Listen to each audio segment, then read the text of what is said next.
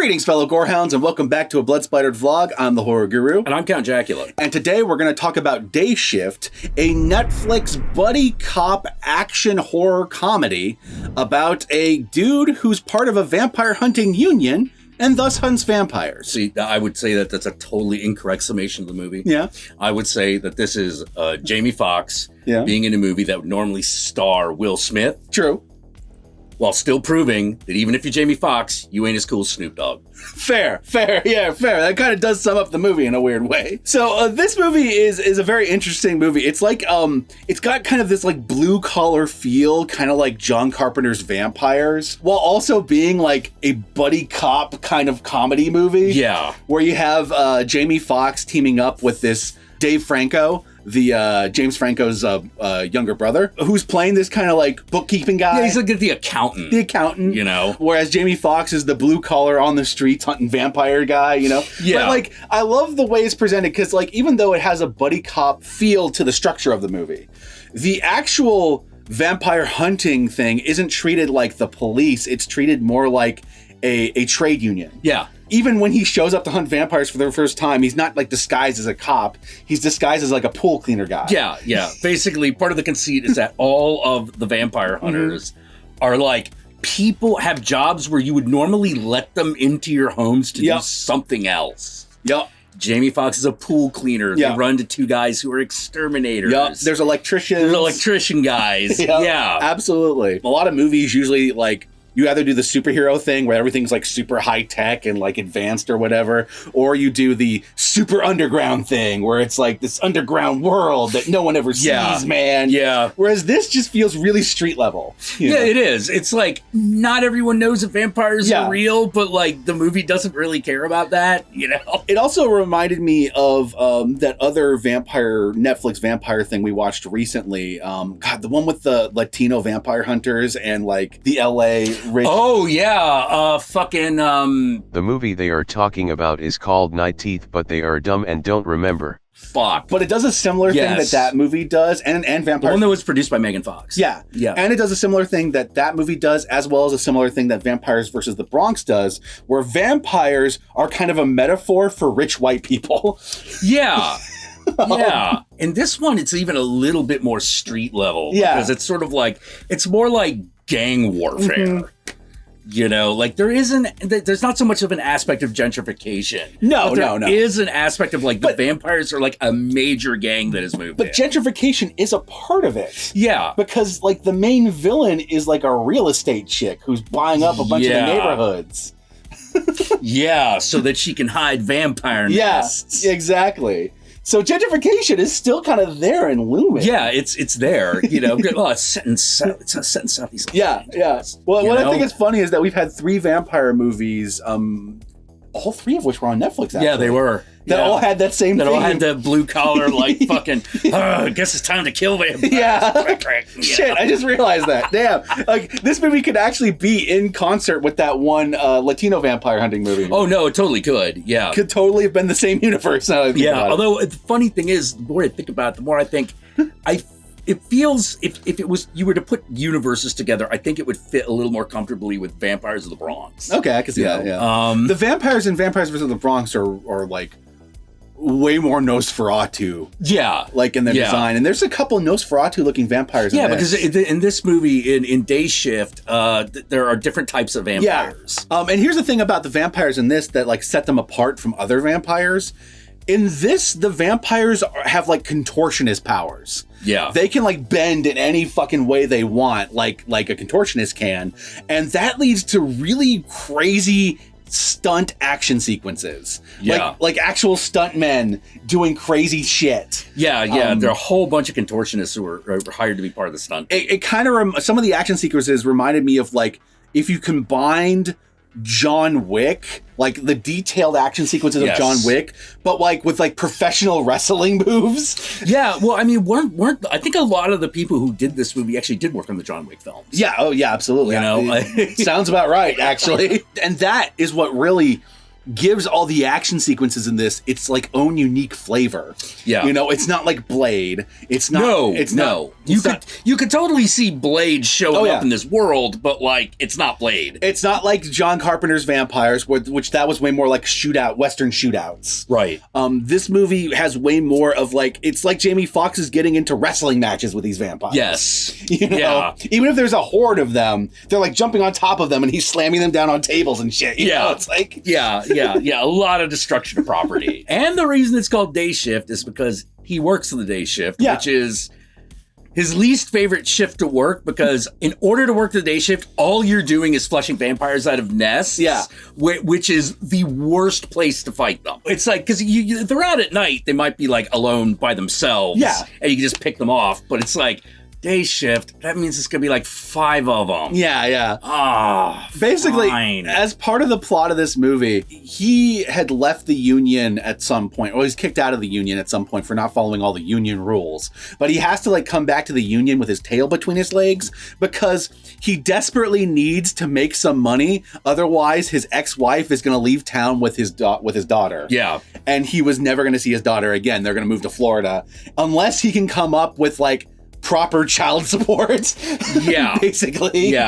Look, if he doesn't make 10 grand by Saturday, wife is going to take the kid to Florida and never come back. And now the family has no idea that he hunts vampires. They just think he's a deadbeat dad with a dead-end job. Like, they don't know what he does. There's not really too much that could be spoiled except for one plot point involving his partner, which we'll talk about in the spoiler section. Yeah. I also like the fact that there is like not only is there the Vampire Hunter Union, there's also the underground like Vampire Hunters Association. Oh yeah. The ones that are working off Union. It's like a black market vampire where they're hunters. working out of like pawn shops and shit.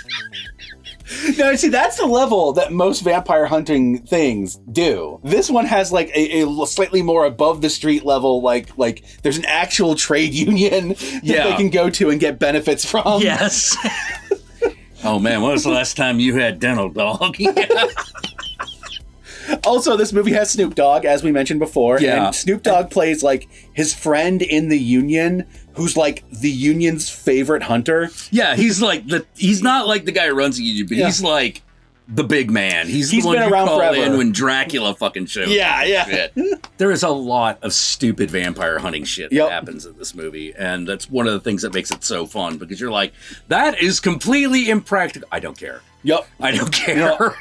You don't really need to think too hard about it, even though I'm talking about things like gentrification and the vampires equals rich white people. You don't really need to think about that. Because the movie is way more about just having fun. Oh, yeah. Let me put it this way. If they live actually focused on the wrestling sequences. Instead of just having the one. They Live's a good comparison, too. They Live has that blue-collar kind of feel to it. Like he's a construction worker. Yeah. And They Live also is set in L.A. Yeah. That's a great comparison to this movie. They're very different movies, but they have that same kind of just blue-collar feel to it. Yeah. Really, really, really good. Really, really fun. There aren't a lot of... It's a roller coaster ride in the true sense, meaning they're ups, they're downs, they're spills, they're twins, they're but you know exactly where it's going to end up. That there's no real plot twist. I only really had like one criticism, and it involves a girl that he befriends midway into the movie, and I felt like that friendship, the way it came up, felt like it happened way too fast, if that makes sense. Yeah, it did feel like there was a scene missing. Yeah, I felt like I was missing something when they started working together. Like, wait, hold on. I sort of get why for pacing reasons, because we already did that with his new partner. Yeah. And you don't want to just do that again, and you can't switch it up, because him being the dweeb who's the Union accountant is kind of integral to the plot. Yeah, and that's the crux of the movie, is it's got that buddy cop structure where you care about these two guys and they're kind of like friendship to one another that forms over the course of the movie after hating each other. Yeah, it's like that thing in like Guillermo del Toro's Hellboy, where you got this character John who comes in, but rather than following him, We're following the Hellboy, but the Hellboy is still having to explain everything to this idiot so that the audience gets the information. You're right. That's exactly what this is. Yeah. He's basically that character. Yeah, it's basically the similar dynamic between the two of them. Oh, that's a good call. I didn't think of that. But anyway, I enjoyed Day Shift. I recommend checking it out. This would be, if it was in theaters, I'd say it was a perfect matinee movie. Oh, yeah. But it's not in theaters. It's on Netflix. So if you have a Netflix account, just fucking watch it. Hey, I know you fucking resubscribed to Netflix to watch Stranger Things 4. Go watch this movie. Yeah, go watch this movie. This is a perfect movie to like get a couple friends and a couple drinks and maybe joints or what the fuck ever and just enjoy the ride. This is a popcorn movie. It is not more deep than that. No. And we're going to move on to the spoilers.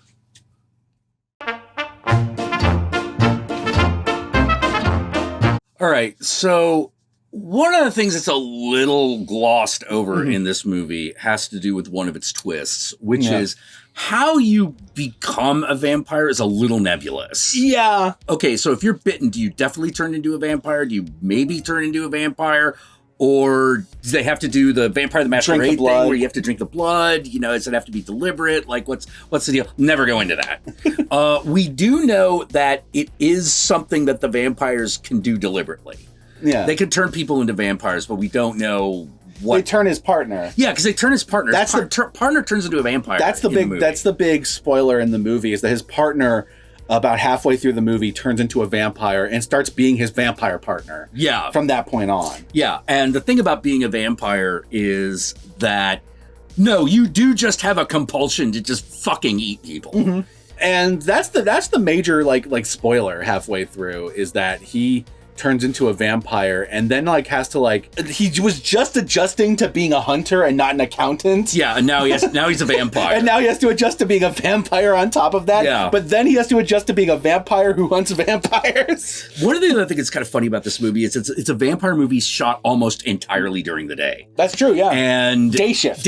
Yeah. And the way they get around having vampires that combust in sunlight while also doing this is the fact that they have developed like a special mega sunscreen. Yeah. That'll keep them from burning for like 20 minutes, giving them just enough time to fucking get away. Absolutely.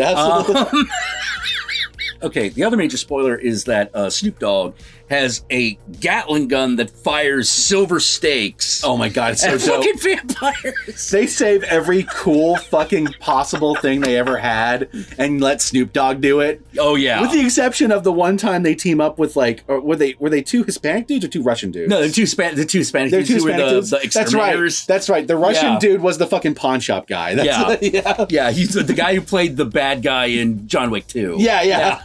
At first, they're like presented as like his like rivals. Yeah, like they're going to be a foil or something. But then they decide to team up right away, and they became quickly two of my favorite characters. Oh, yeah. When they hunt that vampire nest together. Yeah, because it's that beautiful action movie like kind of trope of, this is you and your stupid friend. Yeah.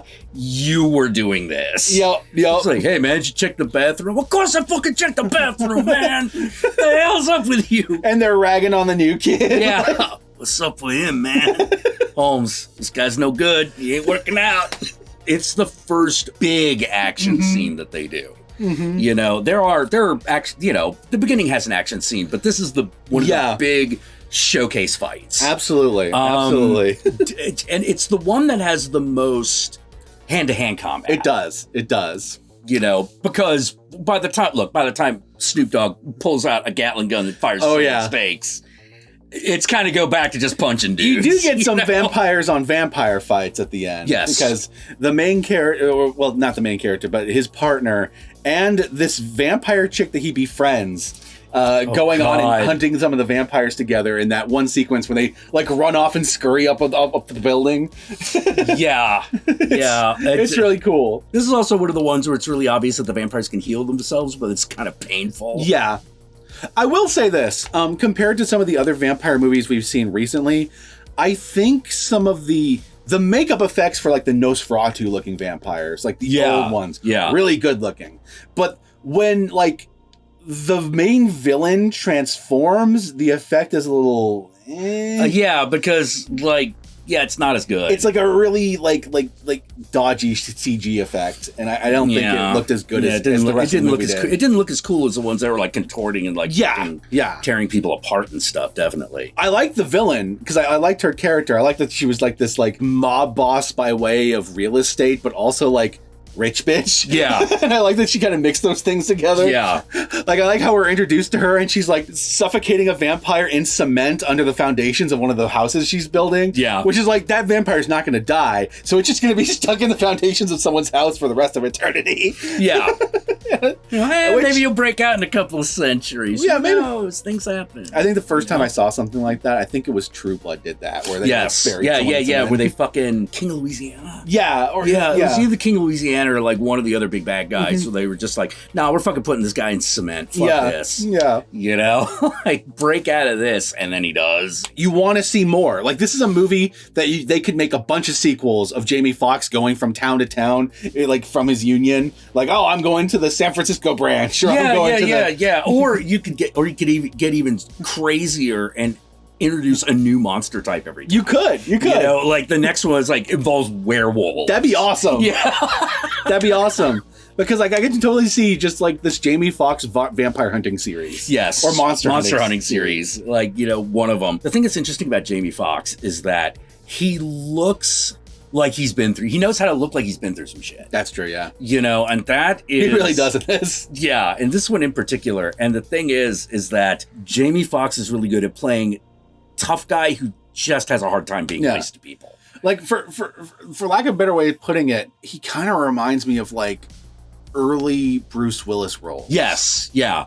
In this movie. Yeah, where he's kind of a dick, but he's like, oh, I shouldn't have said that. Yeah. You know, like, why'd I do that? You know? Like, I could totally see this same movie being made in 1990 with Bruce Willis. Oh, yeah, totally. You know. Except back in the 90s, we probably wouldn't have had Snoop Dogg in it, and that would have been a lesser film. Or you would have had Snoop Dogg in it, but really young Snoop Dogg. He wouldn't have been doing as cool shit because he wouldn't have been the icon he is now. Yeah. Everyone would have been like, what, that guy from that fucking, like, dog video on MTV? You would have had his character played by Isaac Hayes or some shit. Yes, actually. Isaac Hayes, maybe Ken Foree. Yeah. And where can they find you, Count Jackula? Oh, you can find me on Twitter, Twitch, and Instagram.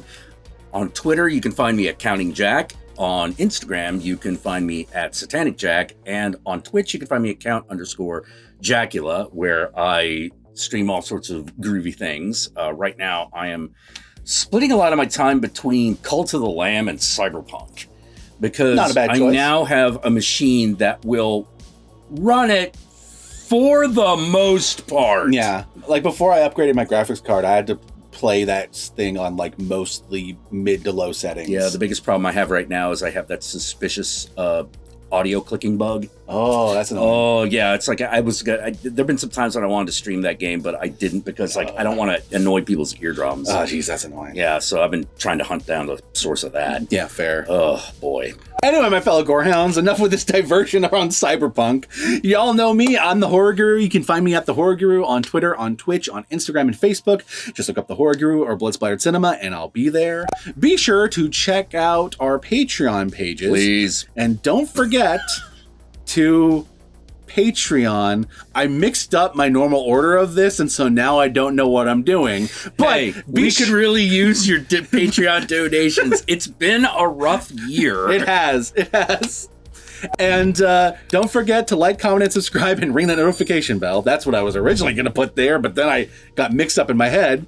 And if you made it this far into the vlog and you would like to comment below, please comment below. The engagement helps. Please do so using the hashtag, Really, Cat? Oh, really? Oh, fuck it. Let's go. Let's make the same reference that the movie does at the end. Hashtag all the damn vampires. All the damn vampires. And also feel free to put hashtag meow since Gomez has decided to grace us with his presence. Yep. Hashtag meow or hashtag all the damn vampires. Work that into your comment below. That way I know, that way Jack knows, that way the whole world knows you watched this vlog all the way through. And with that said, my fellow Gorehounds, apparently we got to go tend to the cat. So we're going to end this vlog here. Peace out, and I'll catch y'all later.